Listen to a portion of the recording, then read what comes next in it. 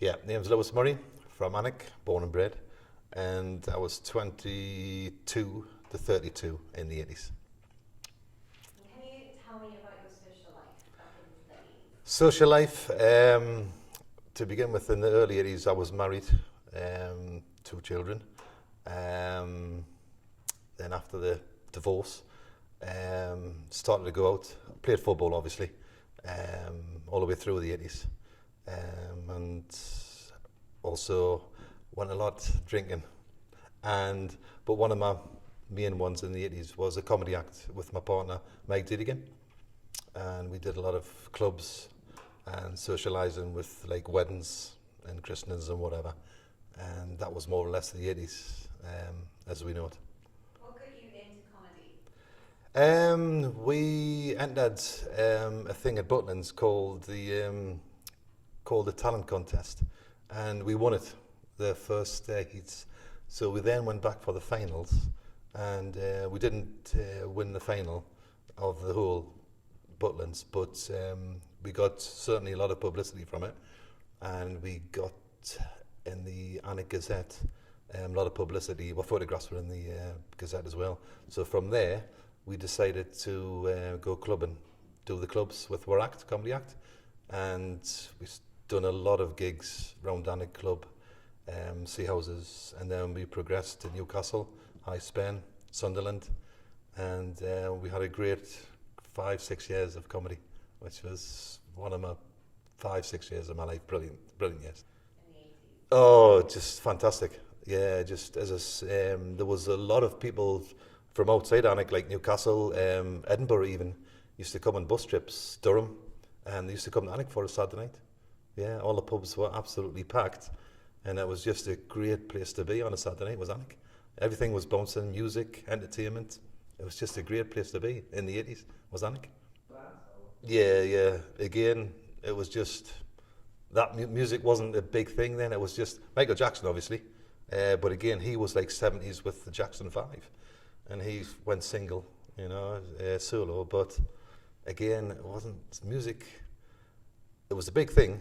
But the socialising and the comedy was the most important thing, I would say. Yeah, and in that era, in the 80s. Yeah. Absolutely. Oh, the football, yeah. Who's sport? I'm an Everton fan. What? I'm an Evertonian, yeah. Great, we had a great... No, I can tell you a thing about Everton in the 80s. We were brilliant in the 80s. And that was our best era, actually, the 80s, Everton, yeah. Until we got the ban, the Heinzel disaster with Juventus Liverpool. That's when we got banned from Europe for 5 years. And of course, Everton won the European Cup, Winners' Cup, won the league, nearly did the treble. And they were fantastic. But after that 5-year ban, the split, and Everton went a bit down from there. So that was a brilliant time, was the 80s for Everton. Yeah, very proud of Everton fan, to be an Everton fan in the 80s. Yeah, fashion. Again, I was a jeans man, and I still am. The jeans, really just jeans. There were some lads used to wear leather trousers, which I wouldn't.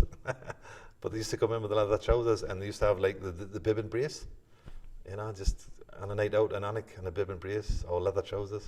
No. What's a bib and brace? It was just like a one suit thing, just like a tad. Now, I don't know if you've seen workmen doing them, wearing them. They've got like straps that go over, and it goes all the way down. Yeah, and they used to come out wearing one of them, and just thinking, no, wouldn't be me. Shoulder pads? That was women. Yeah, that was the women. Yeah, they had the perms. Yeah, that's right. That was a big thing. And nearly everybody had a perm, I think, in the 80s, all the women. Yeah. Yes, definitely, especially the pads in the shoulders. Dear me, they look like American footballers, the American football, massive. It didn't look right at all. When you look back, okay, it was the fashion then, everybody accepted it, but actually, when you look back at it, I mean, we watch programs like Bullseye now in the 80s, and you're thinking, God, some of the women come on with the pads. God, looks terrible. It just looks terrible.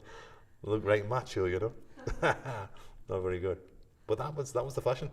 Yeah. I mean, I worked down the pit as well, down the mines at Whittle Colliery. My shift was 3:45 in the morning till 11 o'clock in the morning. And again, the camaraderie down the mines was very good, but the job itself, I wouldn't send my worst enemy down. No. And people used to say, "Oh, pitmen are rich and they've got a great life." No, you had to be there to experience what they went through and how they come out the actual pit. They come out black, soaking wet, and they deserved every penny they got in my book anyway. The miners, and I just thought everybody says, "Oh, miners this, miners that." I just thought, no. To me, I think they're brilliant, brilliant people, because they kept the company going with the coal, obviously, power. And to me, when we had that strike in '84 to '85, that killed the families, most families. Divided, and should they go, or should they stop meaning the strikes? Unfortunately, some of the families fell out, and that's still today, they're not speaking to each other because of that strike in '84. Yeah, it's just divided a lot of families, and it's sad to say. Yeah, and it's due to one person, and that's Margaret Thatcher. Bless her. Yeah. And they also had this bloke called McGregor who come in, the NCB, National Coal Board, and he was the one, he was called the Butcher in the 80s, and he's the one that closed. They said, "Oh, that pit's now working, that pit." And apparently it was 20 pits that closed. So there's a lot of lads lost their jobs. And it was sad to see, because to me they were great lads, and as I say, they kept the country going with the power, with the coal and whatnot. Sad. How old were you when you started that mine? Yeah, it was 1981, and I was 23, and I finished in '86, and I started from '86. I then went to work for a company called Parcel Force, and that was a much better job. And I loved that job for 14 years. Yeah, thoroughly enjoyed that in the 80s. But going back to the miners, when you compare that job to the miners, there's no comparison. There isn't. Just fresh air and whatnot for the Parcel Force, but for the miners it was just, Yeah, could you tell us about what you do on an average shift and what the conditions were like? Yeah, the average shift for me, I was one of the lucky ones, if you can call me lucky. I was the one that was called, it's called a detail, which was on the buttons, which was just keeping the belts going from the actual pit up on bank, what's they called bank, which was on top. And I used to just control the belts, that's all. But the lads who were on the face, you're talking about 3 foot faces, 4 foot faces, 2 foot faces, and used to crawl in on their bellies, shovel the coal off, and when you seen them come out the pit, they were just like, they'd been through hell. But as I say, the camaraderie was brilliant. They were just laughing and giggling when they come out the pit. They weren't sad or nothing. It was just, this is what life. And it was sad to see, but it didn't get to them. No. What time did you start work? 4:45 in the morning. That was the shift, 4:45. So I left Alnwick about 3:15 in the morning. They would pick me up in a van, and I finished at 11 o'clock. And then obviously you'd go back and have but again the next day. But it was only 5 days a week. You got paid well in them days, but I think you deserved every penny you got, to be honest with you. If people could understand what we were there, what was the conditions in there, in the actual pit, you'd understand why they got well paid. Yeah. Be honest, did you ever fall asleep on trip? Yes. Being totally honest, yeah, I did. Did you get cold? Yes, I did. Yeah, it was just, it was one of a lot of people did. I wasn't the only one. There's a lot of people, a lot of lads did. They just had obviously a great weekend, and of course Monday morning, getting up at, 2:30, 3 o'clock in the morning, it wasn't very good. But I did caught, yeah, I did get caught. Any stories? No, just to laugh and to say, "No, Mr. Murray's asleep again," just to take the make out of us now, like, so, you're asleep again, duffel coat and whatnot, and keep him warm. But no, it wasn't. It was just great banter, just to laugh in the end, I love the story about when you were on the sleep on the transformer. Oh yes, yeah. There's a lot of swear words in that one. I'm not allowed to swear. There was a deputy up on the face. Now I was like, it was like, oh, what, about 100 yards away from the face, and it's called a transformer, which is very hot, which electricity generates through it. And it was a Monday, and one day I thought, well, I'll get a belt. I put it on the transformer, you see, for the heat, and I fell asleep, and the phone rang. It was the deputy at the face at the top, saying, Louis, would you get a girder, please, and take it up the face? And I'm thinking, I can't on a Monday, and so I'm thinking, what? He says, can you get a girder and take it up the face? No. I go, what? I can't hear you. What? He said, I kind of swear here, but he said the F word. And he said, for heaven's sake, he says, Louis, get a girder and take it up the face, will you? I said, who's that? I can't hear you. Who's that? And he says, oh, for F's sake. He says, oh, F you. And put the phone down. So I never took a girder up the face. Then afterwards, he comes down after the shift and he says, what's the matter with the phones? I can't see. I haven't a clue. I haven't a clue what's the matter with them. I says, I'll see an electrician. And I'll probably see an electrician, see what the electrician says. So I got an electrician. I says, there's something wrong with the phones. And he went with the phone. He went, nothing wrong with this phone. So, how did the miners' strike affect you, being you were a working miner? Yeah, great at the time, because we were on saying, oh, this is great, we're on holiday, you know. But as time wore on, it was nearly a year for the strike. It nearly lasted a year. And money was very hard to come by. And you started to drift away to get it, like, try and make some money elsewhere. And it wasn't easy. The Saturday nights going out with the lads started to become less and less because we couldn't afford it. We didn't have any income coming in. And Arthur Scargill wasn't paying we any sort of money. No union money, nothing. Obviously he was all right. But we got nothing. We didn't get a penny. I'm not sure, but I think there was like food parcels. I think there was. Again, they were just the essentials, like you had tea bags, coffee, butter, you know, margarine, whatever. There wasn't like nothing brilliant, like that wasn't a hamper. You know, it was just like the essentials. But no, nothing really. Sorry? Did you agree with the miners' strike? Well, I did, but the way it was done, I thought was, I don't think it was right the way it was done. He sort of says, right, we're on strike and that's it. You know, it was just like, it was him sort of wanting this. And I could understand why. Yeah, I could understand it because, you know, Margaret Thatcher was going to close a hell of a lot of pits, which she did. I mean, 20 pits went, as I say, the thousands, the hundreds of jobs that went. I could understand that. But the length of time, and as I say, as I said before, the families are now broken up, they're still broken up of it.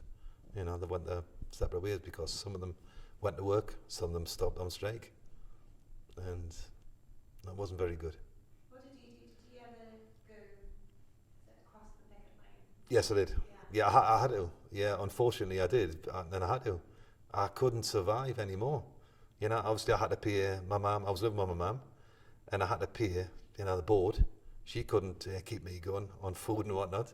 And as I say, the nights, I never went out the weekends. Just played football, come back, and that was my life. And I had no social life. Social life had gone because I couldn't afford to go out, you know. Even though it was, you know, a pretty cheap night to compare to what it is now. It was a pretty good night, good weekend. But as we said, we used to just say to each other, I can't make it this weekend because I've got no money. And that was it. Well, the two kids, yeah, I was divorced then, you see, and then, and of course, the maintenance, I had to pay maintenance, you know, and I just couldn't do it. Just couldn't do it. And so I had to break the line. Was there a bad reaction? Yeah, there was, in some sort of areas there was people coming, when we used to get the bus, it was a pub called the Bird and Bush, that's where we used to get the pickup, the big bus, but there used to be lads out there saying scabs and all that, you know. Wasn't nice, but what could you do? You know, nobody was giving me any money and you just couldn't survive. You just couldn't. And we had to go back. You know, and when they come back from the strikers, it took a while for them to actually mingle with me again. You know, the ones that went over the picket line, it took them a while to actually come back to we sort of thing and mingle again, you know, because they weren't very happy at the start. But again, I think they accepted it in the end, that we had to go back. That must have been really hard. Yeah, it was. Yeah, it definitely was. To make that decision, as I say at the start, it was brilliant because, you know, we're on holiday, brilliant. But as the months went past and no money coming in, well, I couldn't survive. Just couldn't do it. And in the end, she did close the pits eventually. So, couldn't win. Sorry. It's okay. Did you lose friends from that because of your decision? No, I didn't. Because the lads, my main mates, the close ones that I grew up with at Barrow and whatnot, they were with us. They come with me. You know, it was like a joint decision. It wasn't just me saying, "Oh, we're going back." No, we all sort of agreed. And they were just as hard up as what I was. They had kids, you know, wife and kids, and they couldn't survive. You know, so again, we had to go back. Much as I didn't want to, I had to. You know, so we'd had no income at all, and you cannot survive. You just cannot survive. Bottom line. Is there families that you know that are still divided? No, apparently not. They're not the local ones, but it's the far in the northeast. There's a few. There's still there was a documentary on them actually, not so long since, and they were still saying they're still divided to this day. And it's 2019 now, so that's 1984 to 2019, still divided. Yeah. So. What's your opinion on Margaret Thatcher? Ruthless, I think, is the word. Ruthless. No thought at all for the people. No, of their living. Nothing. No, she's just ruthless. And that's the only word I can describe her. It's just ruthless. Yeah. Do you think what she did was wrong? Closing the mines, destroying Yeah. the industry and all? Yeah, I do. Yeah. To a certain extent, I could understand where she's coming from. Yeah, because of the economy, I could understand that. But it's people's lives you're dealing with here, you know. And could you not find something else to sort of like counteract what you're going through, you know? But obviously she didn't. She thought no, and she, as I say, she brought this bloke McGregor in from the NCB, and he, as I say, the butcher, he closed the pits, you know, under her recommendation, and it was just, as I say, ruthless. That's the only word I can describe. It's her. It's ruthless. Yeah. Do you think Anik has changed or was really affected due to the miners' strike? Yeah, I would. It's certainly in some cases, yeah. Obviously with the coal and all that, you know. We were all right. My mum, obviously, because we were in the next central heating, you know. The coal had changed to the central heating, so she didn't need it anymore. But I would imagine some families, yeah, definitely, yeah. And do you think the lack of industry, you know, people growing up now without those industries to go into, do you think that's affected the area? The lack of jobs, you know, all of a sudden there's no. But yeah, so maybe, you know, was there a big problem with unemployment in the 80s? Yeah, there was, yeah, definitely. As I say, the mines had gone, there was a canny few people from Anik and Shillbottle into the mines. Of course, you had Shillbottle coming through into Whittle, and they were joint. So you had Shillbottle miners as well as the Whittle miners, and they were from Anik, you know, Shillbottle, all that's the close areas. So there's a lot of people from North Northumberland in the pits. Yeah. Hundreds of men. Yeah, a hell of a lot. And that was the livelihood. They knew nothing else, but you know, down the mines, knew nothing else. And to be hit with that all of a sudden in '84, I mean, there was a strike in the '70s as well, but not as bad as the '84 one. That wasn't, as I say, it nearly lasted a year. I think it was about 3 or 4 days off a year when it actually ended. So that's how bad it was. But then, if they lost their jobs, did they move away? Has that affected the community? Well, they didn't get a job. They didn't. they didn't have a job. They found it very difficult. As I say, that was their life, is the mines. Some of them moved to Ellerton, which is a big mine, just before Ashington. Some of them moved to Ellington from Whittle and Shellball. They moved to Wellington, and that's where they were. So they were actually okay on that behalf. But some of them, they couldn't get a job there, and that was it. They went on the do. Yeah, unfortunately. So what happened to Whittle and Shellball pit then? They closed it in 87, 86, 87, they closed the Whittle. Yeah. And I'd left before then to do the comedy. Yeah, I'd left. So I'd missed some redundancy. Great, huh? I missed some redundancy. So I couldn't get my redundancy because I'd left. But the year after I'd left, they'd actually closed the pit. And that's when I did my comedy. Did you like being a miner? Looking back? No, to be honest with you, no. No, it is the pits, to put it polite, you know. It's, I wouldn't put my worst enemy down the pit, honestly. As I said before, you have to appreciate the conditions you were under. It was really bad. And I'm talking about your health, not just the wet, and I'm just talking about the dust on your lungs. And it was bad when you come out the pit, really, really bad. Yeah, health-wise, terrible. Mm-hmm. Was there any accidents in the mine? Yeah, there was, unfortunately, yeah, there was, nearly 3 of them lost their life. Yeah, that was a silly thing, sliding down a belt to get into the pit.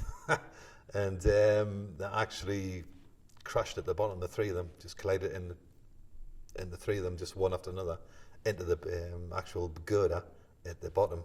And it was a very steep belt, and actually crashed at the bottom. And so it was a wet belt, and as they were going down, it was getting faster and faster and faster. And at the bottom, they were just doing hell of a speed. And then they stopped, hit the actual girder at the bottom, and then one went into the other one, and the other one went into the other one. And there were stretchers out of the pit. Yeah, they were stretchered. Was the job itself dangerous? Yeah, very dangerous. Yeah, yeah. You didn't know when you were going to get like a fall from above. It was like stones that would like all of a sudden just fall, and they had like girders to actually try and protect you from the actual stones or whatever was falling. And sometimes it was a bit frightening, to be honest with you. Yeah. But again, as you went there, you just thought you were in your house. You didn't realise what was above you, the weight above you, and what could happen, the actual consequences if something happened. And when you see the old timers back in the 1920s, the 30s, there was a lot of pit accidents, again with the falls, and some people dying, and that's how bad it was.